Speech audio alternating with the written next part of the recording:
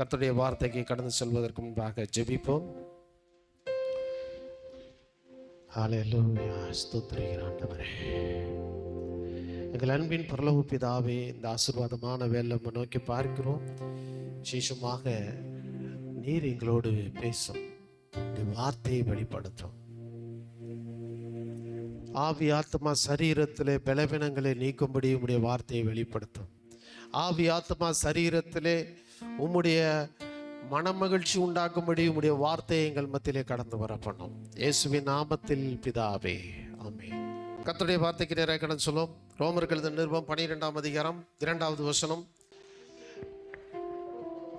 நீங்கள் இந்த பிரபஞ்சத்துக்கு ஒத்த வேஷம் தெரியாமல் தேவனுடைய நன்மையும் பிரியமும் பரிபூர்ணமான சித்தமும் இன்னதென்று பகுத்து அறியத்தக்கதாக உங்கள் மனம் புதிதாகிறதுனாலே மறுரூபமாகுங்கள். மனம் புதிதாக வேண்டும். இதுதான் தேவன் நமக்கு சொல்லுகிற ஒரு வார்த்தை.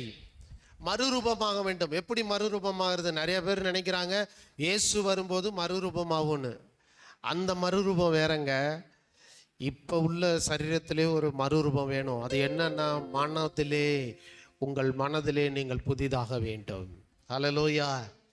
வாசிப்போம். உபாகமம் 1ஆம் அதிகாரம் 21வது வசனம். என் அன்பு தேவனுடைய பிள்ளைகளே, கர்த்தர் சொல்றாரு, இஸ்ரவேல் ஜனங்களை 40 நாட்கள் விடுதலையாகி, எகிப்திலிருந்து விடுதலையாகி 40 நாட்களுக்குள்ள போய் அந்த கானான் தேசத்தை சுதந்திரிக்க போனாங்க. அந்த இடத்துல அங்கே தேவன் சொல்லுகிற வார்த்தை, நீ கலங்காமலும் பயப்படாமலும் அதை போய் என்ன செய்ய வேண்டும்? சுதந்திரித்து கொள்ள வேண்டும். தேவன் உங்களுக்கு கொடுத்திருக்கிற வாக்குத்தத்தங்கள், வார்த்தைகள், திட்டங்கள் எல்லாமே அவர் தீர்மானித்தவைகள், நீங்கள் தீர்மானித்தவைகள் அல்ல. அவர் தீர்மானத்தின்படி அழைக்கப்பட்டவர்களாய் அவருடைய சித்தத்தின்படி நடக்கிறவர்களுக்கு, அவரிடத்தில் அன்பு கூறுகிறவர்களுக்கு சகலமும் நன்மைக்கு ஏதுவாக நடக்கிறது. என் அன்பு தேவனுடைய பிள்ளைகளே, நீங்கள் யோசிக்க வேண்டும். நிறைய நேரங்களில் தேவன் நமக்கு வைத்திருக்க பாதையில் நம்ம நடக்கும்போது நாம் நினைக்கிற மாதிரி அது இலகுவாக தெரிவதில்லை. நம்முடைய கண்களுக்கு முன்னாடி ஒரு கோலியாத்து வரலாம். அந்த கோலியாத்து உங்களை பார்த்து நிறையா சத்தம் போடலாம், உன்னால் முடியாதுன்னு சொல்லலாம். இல்லைன்னா சில வியாதிகள் வரலாம். அந்த வியாதிகள் உங்களை வாழ முடியாமல் தடுக்கிறது போல தெரியலாம். இப்படி எனக்கு அருமையான தேவனுடைய பிள்ளைகளை, இப்படி பல தடைகள் உங்களுக்கு முன்னாடி வந்தாலும் உங்களை அழைத்தவர் உண்மையுள்ளவர்.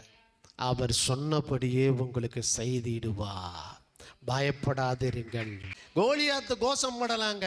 உங்களுக்கு முன்னாடி வியாதிகள் உங்களை பார்த்து சவால் விடலாம், கடன்கள் உங்களை பார்த்து சவால் விடலாம், உங்கள் எதிரிகள் உங்களை பார்த்து சவால் விடலாம்.